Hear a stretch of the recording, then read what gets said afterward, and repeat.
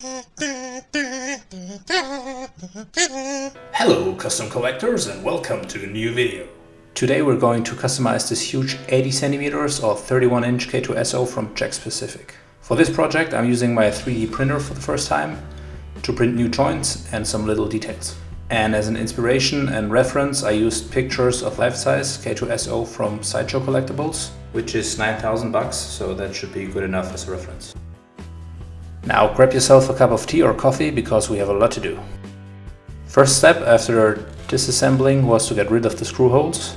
For that I pushed some milliput into the holes and used water to get a smooth surface. By the way, I counted 32 of these screw holes.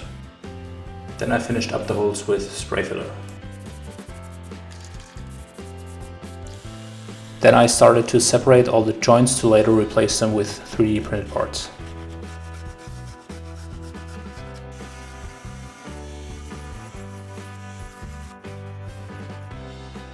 Because I wanted to get rid of all the seam lines as well, I also needed to create a new joint between the upper and lower torso.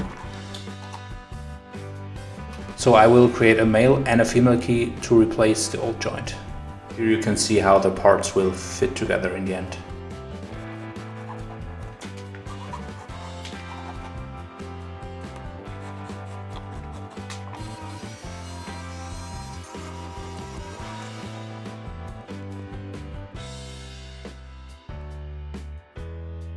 Here you can see all the parts after getting rid of the joints. And these are the new 3D printed joints for shoulders, elbows, knees and hips. I also created some other stuff like a new neck, new eyes and so on. This, for example, is one part of the new neck. And then for a pretty long time the workflow was pretty much spray filler or putty, sanding, spray filler or putty, sanding. You got the point.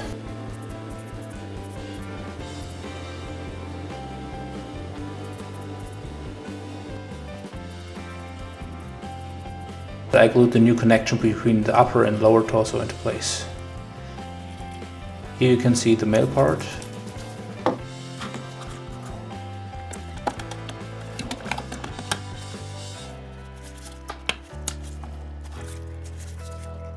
This is the neck part that needs to go into the torso before gluing the front and back side together.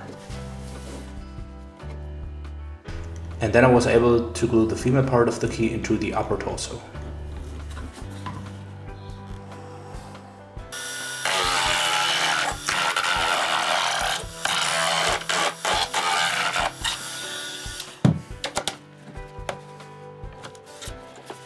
And now you can see how it fits together. Then I was able to glue the front and back side of the upper torso together.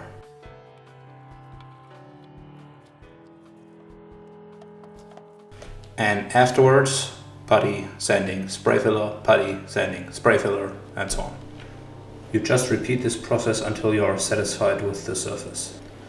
This is definitely the most boring and exhausting part, but in the end it'll be worth it.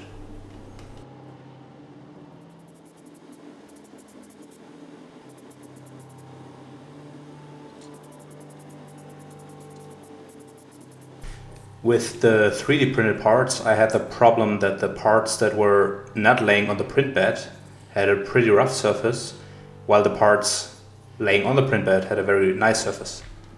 So I re-engineered all the joints into two different sides so that every side could lay on the print bed and glue them together afterwards, which is what you can see here. There was a detail line missing in the upper part of the leg, so I used a small saw to get that in.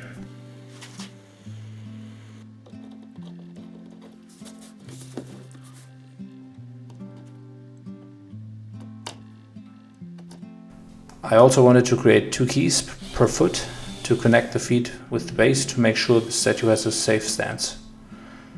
I used milliput again to fill up the empty space in the feet.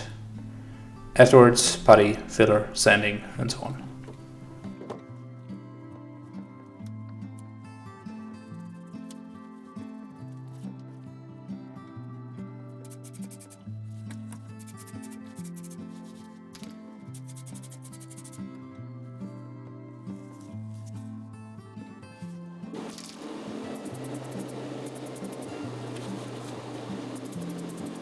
Then the more fun part could start: painting. For all the parts I used a rattle can with acrylic black. For smaller details I used the airbrush.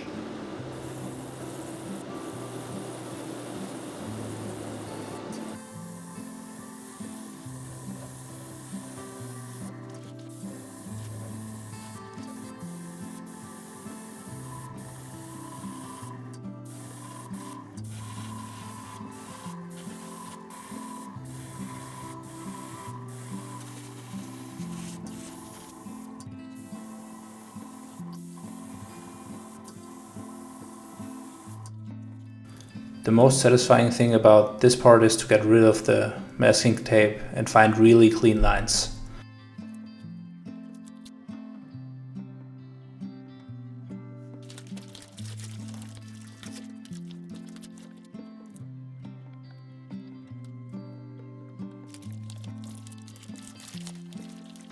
However, I had the problem, which you can see here, that sometimes a little bit of the base paint was ripped off with the masking tape. And that comes from a poor adhesion between the plastic and the new paint. So that's why it's really important to use plastic primer as a first step.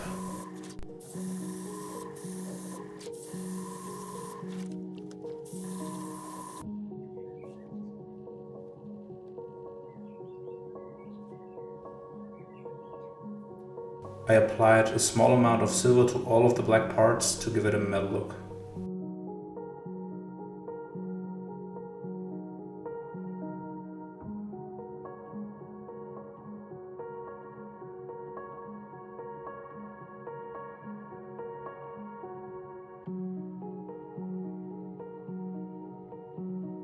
Then I glued the 3D printed parts into place.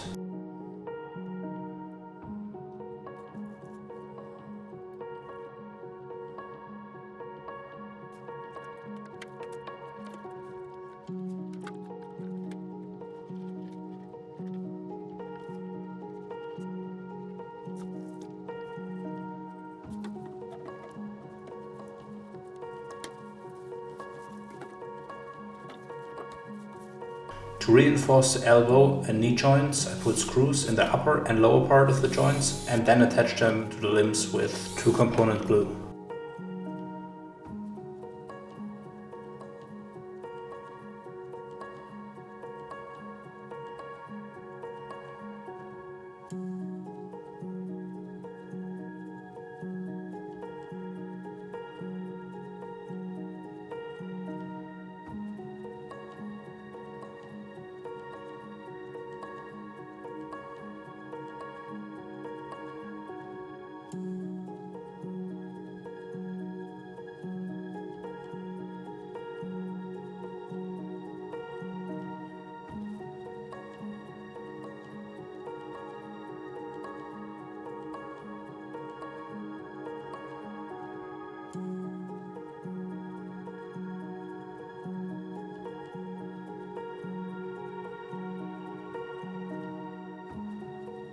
I also printed a new antenna because the old one was too bulky.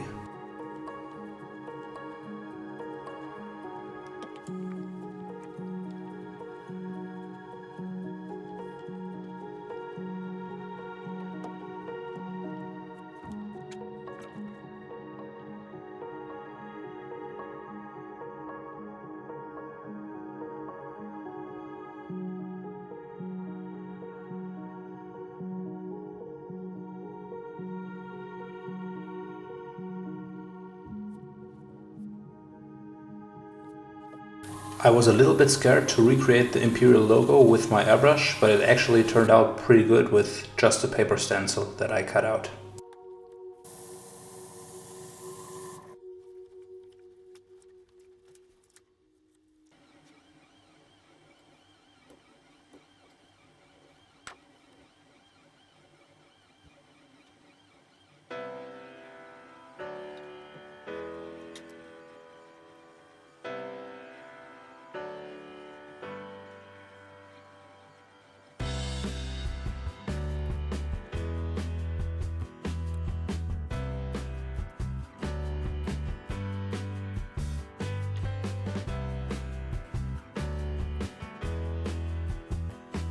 In the end, I had to go back to the spray filler and sanding thing to finish up the foot joints.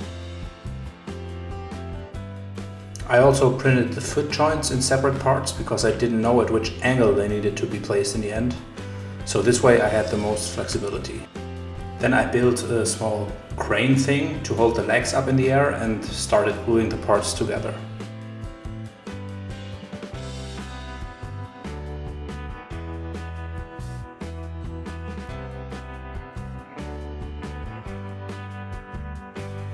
To reinforce the joints, I used a 6mm metal rod that goes up in the leg.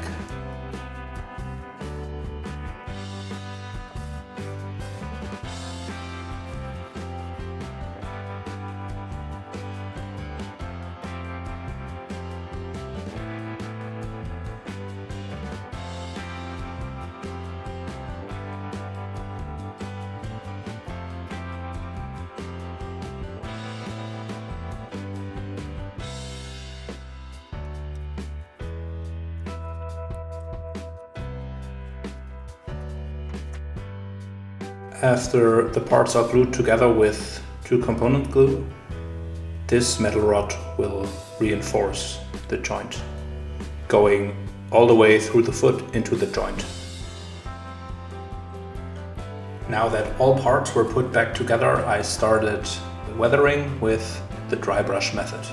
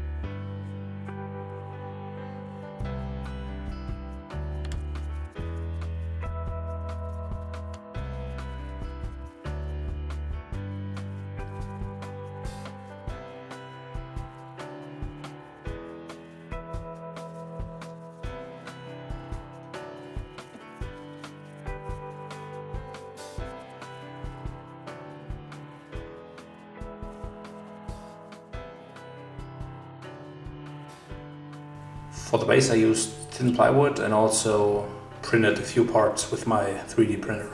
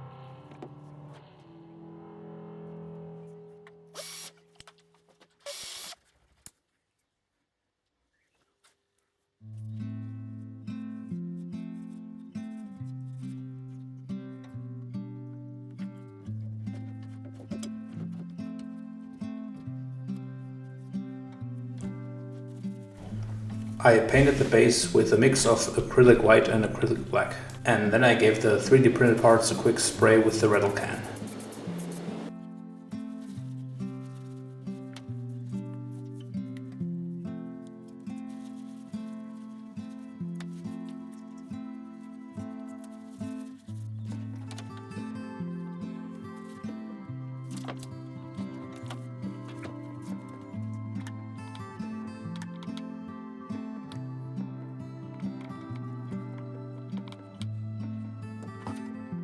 Then I used electric wires or cables to put them behind the 3D printed parts and secured them with hot glue.